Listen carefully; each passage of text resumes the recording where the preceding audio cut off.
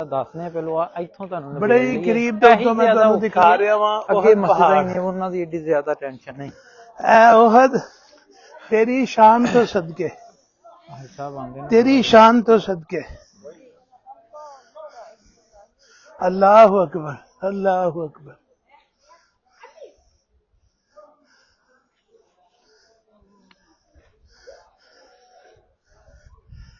ऐ जगह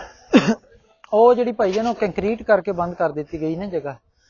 एक मिनट ਹਾਂਜੀ ਇੱਥੋਂ ਗਏ ਸੀ ਉਹ ਜਿਹੜਾ ਉਹ ਰਸਤਾ ਤੁਹਾਨੂੰ ਦਿਖਾਇਆ ਸੀ ਨਾ ਪਹਾੜ ਨੇ ਉੱਤੋਂ ਰਸਤਾ ਦੇ ਦਿੱਤਾ ਅੱਛਾ ਉੱਥੋਂ ਇਸ ਤਰ੍ਹਾਂ ਹਾਂਜੀ ਇਹ ਬਾਹਰੋਂ ਇਹਨਾਂ ਨੇ ਫਿਰ ਬੰਦ ਕਰ ਦਿੱਤਾ इस पासे दी की ਮੈਂ ਤੁਹਾਨੂੰ तारीख है ਇਹ ਭਾਈ ਸਾਹਿਬ ਇਹ ਮਸਜਿਦ ਫਸਾ ਹੈ ये केड़ी मस्जिद है जी ਮਸਜਿਦ ਫਸਾ ਇਹਦੀ ਹਿਸਟਰੀ ਲਿਖੀ ਹੈ मस्जिद फतेह ਫਸਾ ਫਸਾ ਫਸਾ अच्छा फसा ਹਾਂਜੀ ਇਹ ਨਬੀ ਪਾਕ ਸੱਲਮ ਨੇ ਜ਼ਖਮੀ ਹਾਲਤ ਦੇ ਵਿੱਚ ਜ਼ੋਰ ਔਰ ਅਸਰ ਇਕੱਠੀ ਨਮਾਜ਼ ਪੜ੍ਹੀ ਸੀ ਇਸ ਜਗ੍ਹਾ ਤੇ ਇਸ ਜਗ੍ਹਾ ਤੇ। अच्छा अच्छा ਹਾਂਜੀ ਇਹਨੂੰ ਇਹ ਮਸਜਿਦ ਦੱਸ ਰਹੇ ਫਸਾ ਨੇ ਕਹਿੰਦੇ ਜੰਗੇ ਅਹੁਦ ਦੇ ਦੌਰਾਨ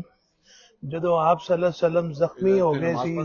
ਹਾਂਜੀ ਤੇ ਉਹਨਾਂ ਨੇ ਨਫਲ ਪੜ੍ਹ ਇਹ ਜ਼ੋਹਰ ਔਰ ਅਸਰ ਦੀ ਜ਼ੋਰ ਔਰ ਅਸਰ ਇਕੱਠੀ ਨਮਾਜ਼ ਪੜ੍ਹੀ ਗਈ ਸੀ ਜ਼ੋਹਰ ਔਰ ਅਸਰ ਦੀ ਨਮਾਜ਼ ਇਕੱਠੀ ਪੜੀ ਸੀ ਅਸਰ ਪੜ੍ਹਨੀ ਹੈ ਤਾਂ ਪੜ੍ਹ ਲੈ हाँ पढ़ते हैं ਔਰ ਇਹ ਵਾਲੀ ਜਗ੍ਹਾ ਜਿਹੜੀ ਹੈ ਨਾ ਨਜ਼ਰ ਆ ਰਹੀ ਤੁਹਾਨੂੰ बस आ गया ਉਹ ਜਿਹੜੀ ਕੰਕਰੀਟ ਨਾਮ ਛੱਡ ਦੋ ਇਹ ਵਾਲੀ ਜਿਹੜੀ ਜਗ੍ਹਾ ਹੈ ਜਦੋਂ ਨਬੀ ਪਾਕ ਸੱਲਮ ਨੂੰ ਜ਼ਖਮੀ ਹਾਲਤ 'ਚ ਉਸ ਜਗ੍ਹਾ ਤੇ ਲਿਜਾਇਆ ਗਿਆ ਇਹ ਪਹਾੜ ਨੇ ਰਸਤਾ ਦੇ ਦਿੱਤਾ ਸੀ ਨਬੀ ਪਾਕ अच्छा ਸੱਲਮ अच्छा ਉੱਪਰੋਂ ਇਹਨਾਂ ਨੇ ਬਾਹਰ ਤੋਂ ਕੰਕਰੀਟ ਕਰਕੇ ਬੰਦ ਕਰ ਦਿੱਤੀ ਗਈ ਨੇ ਉਹ ਇਹਨਾਂ ਨੇ ਬੰਦ ਕਰ ਦਿੱਤਾ ਹਾਂਜੀ, ਕੰਕਰੀਟ ਕੋਈ ਕਰਕੇ ਉੱਤੇ ਨਾ ਜਾਵੇ ਉੱਥੋਂ ਔਰ ਡੇਂਜਰਸ ਏਰੀਆ ਹੈ ਨਾ ਥੋੜਾ ਜਿਹਾ ਕਿਉਂਕਿ ਗਿਰੇ ਨੇ ਇਹ ਵਾਲੀ ਇਹ ਪਹਾੜ ਨੇ ਰਸਤਾ ਦਿੱਤਾ ਉਹ ਤਾਂ ਤੁਹਾਨੂੰ ਦਿਖਾਈ ਸੀ ਨਾ ਜਗ੍ਹਾ ਜੀ, ਇਹ ਉਹੀ ਜੀ, ਪਹਾੜੀ ਨਜ਼ਰ ਆ ਰਹੀ ਹੈ ਉਹਦੀ ਇਹ ਉੱਤੇ ਫਿਰ ਚਲੇ ਗਏ ਸੀ ਹਾਂਜੀ ਉੱਪਰ ਲੈ ਗਏ ਸੀ ਸੁਭਾਨ ਅੱਲਾਹ ਇਹ ਉਸ ਪਹਾੜ ਨੇ ਰਸਤਾ ਦਿੱਤਾ ਸੀ ਨਾ ਐ ਅਹੁਦ ਤੇਰੀ ਸ਼ਾਨ ਤੋਂ ਤੇਰੀ ਕਿਸਮਤ ਤੋਂ ਕੁਰਬਾਨ ਤੂੰ ਜੰਨਤ ਦਾ ਪਹਾੜ ਸਹਾਬੀ ਪਹਾੜ ਜਿਹਦੇ ਬਾਰੇ ਦੇ ਵਿੱਚ ਨਬੀ ਪਾਕ ਸੱਲੱਲਾਹੁ ਅਲੈहि ਵਸੱਲਮ ਨੇ ਫਰਮਾਇਆ ਸੀ मैं ओहद से हूँ ओहद मुझसे है मैं ओहद से मोहब्बत करता हूँ ओहद मुझसे मोहब्बत करता है सुभान अल्लाह ਤੇ ਅਸਰ ਪੜ अलहदा ही पहाड़ जन्नती पहाड़ और क़यामत वाले दिन आसमानां दे उत्ते ਇਹ ਪਹਾੜ ਜਿਹੜਾ ਹੈ ਉਠਾਇਆ ਜਾਏਗਾ ਔਰ ਤੁਸੀਂ ਦੱਸ ਰਹੇ ਸੋ ਇਹ ਜੰਨਤ ਦੇ ਦਰਵਾਜ਼ੇ 8 ਬਣਨਗੇ ਤੇ ਇਹ ਪਹਾੜ ਦੇ ਵਿੱਚੋਂ ਬਣਨਗੇ ਨਹੀਂ ਜੰਨਤ ਦੇ 8 ਦਰਵਾਜ਼ੇ ਨੇ जी जी ਇੱਕ ਦਰਵਾਜ਼ੇ ਦੇ ਉੱਤੇ ਇਹ ਜੰਤੀ ਲੋਕਾਂ ਦਾ ਵੈਲਕਮ ਕਰੇਗਾ ਇਸਤਕਬਾਲ ਕਰੇਗਾ ਇਹ ਲੁਕਮ ਹੈ हाँ ऊंची थोड़ा सा ऊंची बोल लो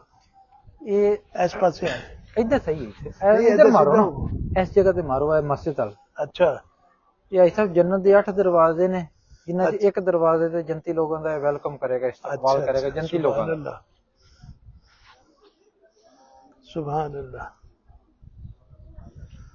ਲਓ ਜੀ ਇੱਥੇ ਅਸੀਂ ਵੀ ਨਮਾਜ਼ ਅਸਰ ਦਾ ਟਾਈਮ ਹੋਇਆ ਨਮਾਜ਼ ਪੜ੍ਹ ਲਿਆ